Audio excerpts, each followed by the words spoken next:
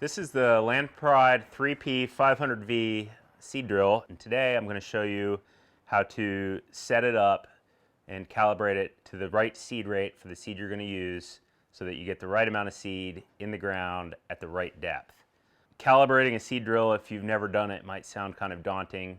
All of this is straight out of the manual. It's not that hard to do, but I figure it's a little easier if you just see it done so you kind of know what you're getting into. A couple of things that are going to help you get started on this: you're going to want both manuals, the operator manual and the seed rate manual, a pen and paper, a calculator, a couple of small plastic containers like yogurt cups, and a kitchen scale, and a pair of pliers. The first step in calibrating the seed drill is knowing the bushel weight of your seed. If you're just doing a monocrop, say oats, it's very easy to look in the seed rate manual, turn to the oats page, and it'll give you a good starting point. A lot of people probably will feel comfortable just going ahead with that rate, and that's totally fine. That's why it's there.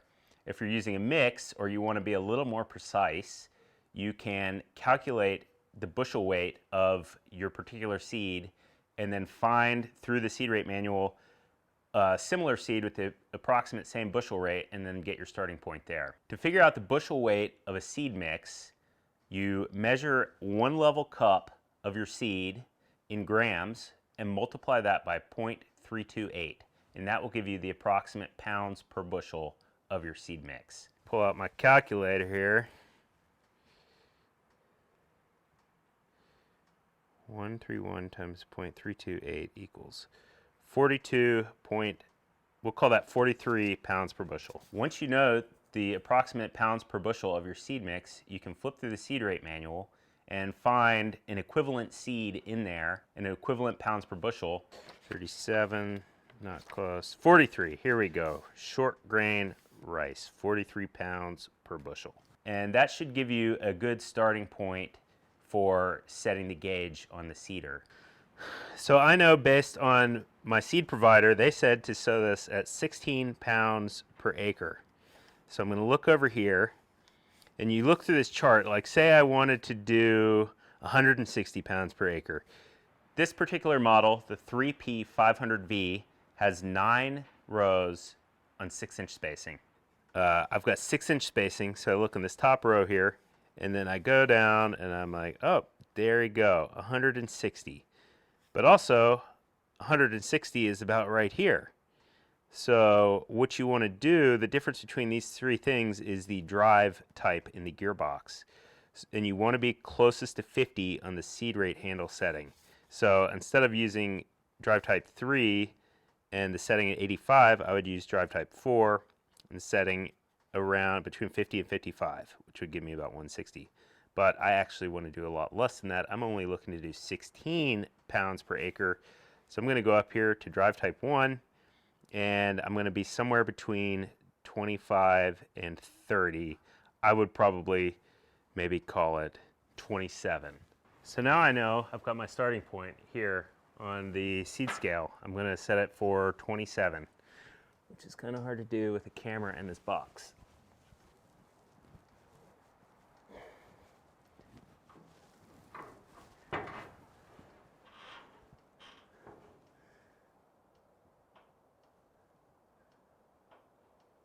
The first step to calibrating, once you know your pounds per bushel, is to lift the drill off the ground so that the gauge wheel can spin freely. The next thing you want to do is put the calibration crank on the end of the drive shaft.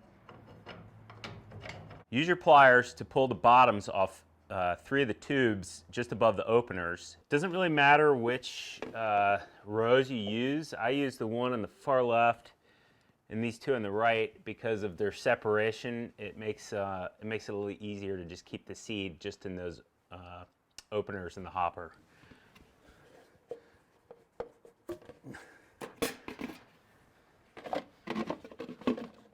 There you go. Time to put the seed in. Once you have the container under the tubes, pour seed into the hopper above the 3 rows that you want to use to calibrate. And now for the fun part. We are going to turn this crank 98¼ turns in the direction that the index wheel will be turning. While I'm doing this, I tend to keep an eye on the seed just to make sure that I'm not running out of seed. Give the crank a couple of turns just to make sure that the seed is flowing freely. Note the reading on the acre meter. If the acre meter is turned off, there's a magnet next to it, and if you just wave the magnet in front of the acre meter, it'll turn on and activate it. You want to write this number down because we're going to move 1/10 of an acre. So as you turn the crank, you should see the acre meter change 1/10 of an acre. 1, 2, 3. Now you turn the crank 98 1/4 turns. 39, 50, 51. And that's 1/10 of an acre for this particular seed drill. 1/4. Once you have turned the crank 98.2 turns, you can remove the containers and it's time to weigh them and do some math. The first thing I need to figure out here is how much each one of these things should weigh according to the field rate of seed that I'm putting in. Here's the equation. So my field rate is 16 divided by 10 equals 1.6. Now, to figure out my rate sample, I need to do 1.6 divided by 9. 1.6 divided by 9 is 0.18. Okay? Now, I need to multiply that by 3, 0.54.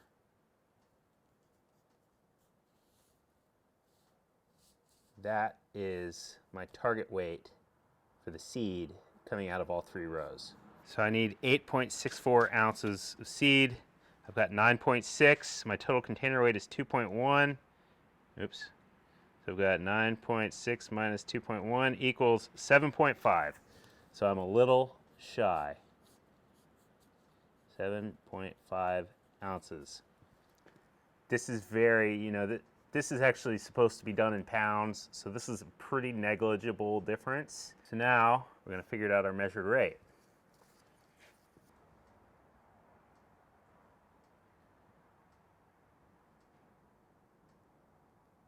.1 is our measured rate. Now, if you remember, we want 16 pounds, not 14.1. The seed rate that you just calculated may be above or below the seed rate that you want, but remember, we just kind of went off of a rough guesstimate in the book, in the chart, of what might work. So there is a second formula that you can use to figure out from your measured seed rate to your target seed rate that will give you a more accurate number on the scale on the machine. So we were at 27. We should be at about 30 or 31 on the scale. At this point, I'm willing to just trust the math. I've done this a couple of times now, and it has turned out pretty much perfect for me. So I am going to just set it to 30, maybe a little proud of 30, and go put my seed in the ground. Here's the seed. You can see it. That's what it looks like. That's what we're putting in the ground. And it goes down, and this bar right here has these little fluted wheels on it. These meter the seed, so this bar slides to the right to allow more seed through, or to the left to allow less seed through. So what happens is the seed comes through out of the seed box through these little flutes down into these seed cups, comes down through these tubes, and then comes down, and you can see right here where it's getting dropped in. It gets dropped in the ground, and then these wheels come along behind it right here, and these wheels pack it in there. So that's how it works. Once you have your seed rate figured out, you want to make sure you're putting your seed in at the right depth. Seeding depth using the gauge wheel and the press wheels in the back of the machine are discussed on page 19 and 20 in the manual. Depending on what you're planting, grasses are generally pretty shallow, cereal grains are generally deeper. To measure the depth of the openers and that your seed is going in, there's 2 different adjustments. The first adjustment is the gauge wheel on the front, which more or less determines the depth, but also needs to be on the ground or it won't turn the drive shaft to release the seed. Generally, you probably won't have to mess with the gauge wheel unless the unit is level in the back of your tractor and the gauge wheel is not engaged with the ground surface. This can depend whether you're kind of no-tilling into an existing pasture or if you're using a more prepared seed bed, that adjustment might change. The press wheels on the back of the rows are the main function in determining the depth of the openers. And those are adjusted by sliding the T-handle forward and backwards on the unit. The springs on each row just control the down pressure on the openers and the press wheels.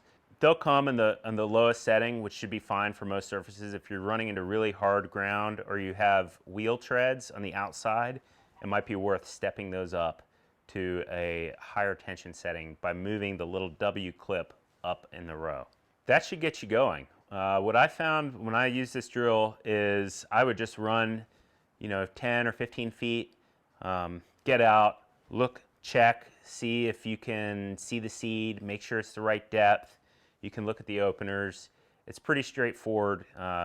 It takes a little bit of setup when you first get into a field to make sure you're going right, and then after that, you should be able to run pretty good. One thing to keep in mind is don't make turns with the drill in the ground. You need to lift it up. So if you have fences or not, it's a good idea to go down, and you might have to do a 3-point turn to turn back and go the other way. Also, what I did was run rows, and then at the end, with the little bit of seed that I had left, I did vertical rows on the ends just to cover where I was turning around. In my experience, that calibration was pretty much dead on. When you're done with the drill, just make sure that you use a hose and clean all the discs and try and get all the mud and dirt off of it. There shouldn't be any mud, but get all the dirt off of it. And I found a shop vac was really helpful in getting any remaining seed out of the hopper. One other thing to make sure of when you finish cleaning up is to open the seed cups all the way and get your shop vac in there and just suck the remaining seed out of the seed cups. Now you're ready. Happy planting.